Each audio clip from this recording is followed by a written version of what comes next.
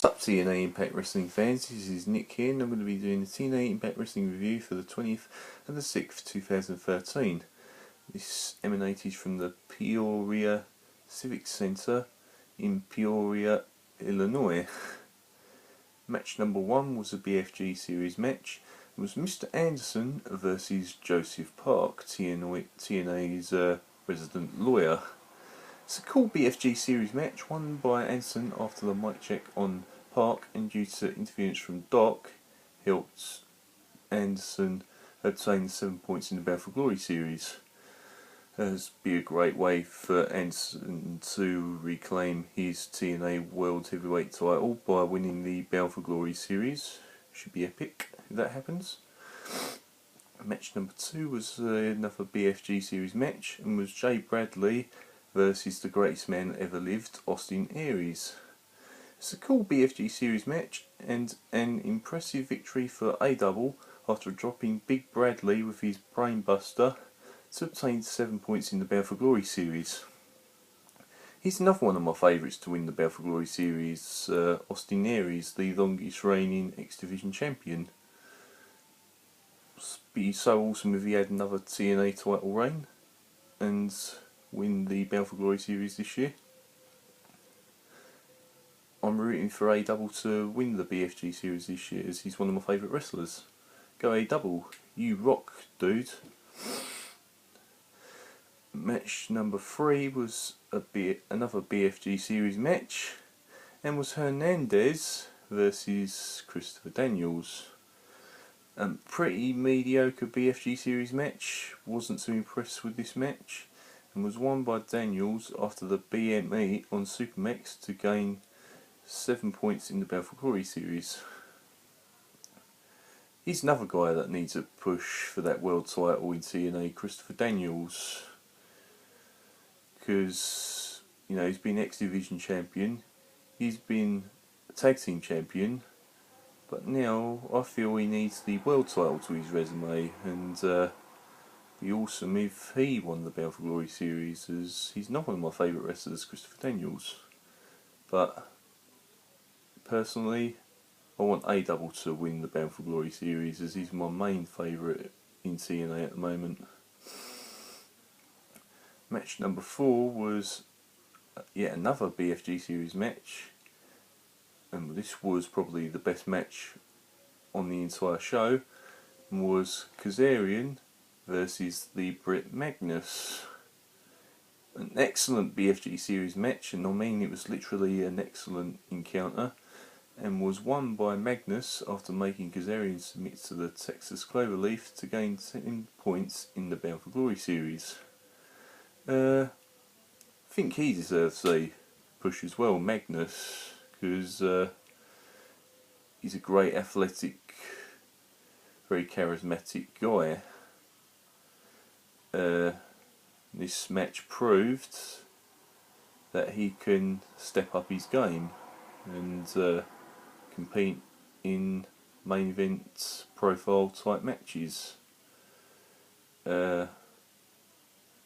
He's another guy that I'm rooting for in the BFG series, but as I stated previously, I want my man A-Double to win it, as he's one charismatic, funny and technically sound guy. He's A-Double. Match number 5 was yet another BFG series match, and was AJ Styles versus Samoa Joe. An awesome main event quality BFG series match that sadly went to a time limit draw. Due to the time limit draw, both AJ and Samoa Joe both got 2 points in the Bound for Glory series.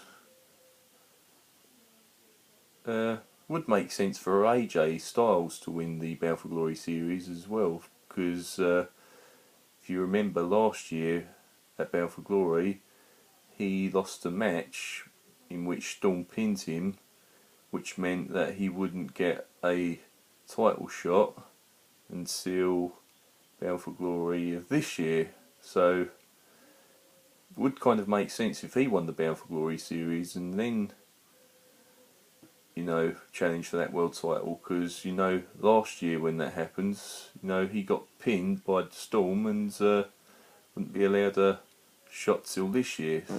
Pardon me. Yeah, I think that would make perfect sense for, you know, AJ to win the series this year to get back in the main event picture.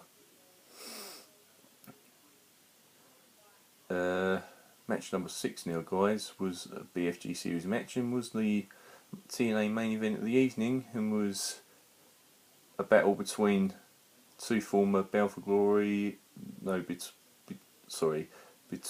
was a match between two Bound for Glory winners. Jeff Hardy, last year's winner, and 2011's Bound for Glory winner, Bobby Roode. It was a blockbuster BFG series match and was won by Hardy after a twist of fate on the It Factor to gain 7 points in the Bound for Glory series. Here's another possibility of who could win the BFG series. Jeff, can he do it 2 years in a row? Only time will tell. And to close the Impact Wrestling show, Bully Ray came out and asked Brooke to come to the ring because he wanted to tell her something. Didn't happen.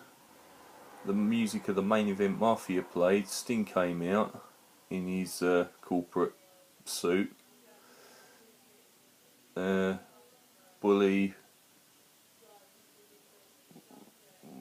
Sting kept taking bits of his suit off, and Bully said, "Don't make me snap my fingers, otherwise my brothers the Aces and Eights will come out." Words to that effect anyway. He did snap his fingers eventually and said, "Aces and Eights, come out." And Sting pointed to the video wall, showed you the Aces and Eights laid out basically. And he was walking further up the stage and Kurt Angle came on the scene, punched and brawled with Bully, got him on the floor, applied the ankle lock, made Bully tap out. Yeah, wonder who Sting's got in mind to be in the new main event Mafia. We've already know Kurt's going to be in the group, probably Samoa Joe. Probably could be. I think Jeff Hardy would be a nice fit in the main event Mafia. Probably. Who else? Probably Matt Morgan. Guys, who do you think should be in the new main event Mafia? If you've got any ideas on who should be in the group, please let me know. Okay? Yeah, guys, that's my TNA Impact Wrestling review for the 20th of the 6th, 2013. The second show from the Peoria Civic Center in Peoria, Illinois. Hope you enjoy it, guys, okay? And do subscribe to my channel soon.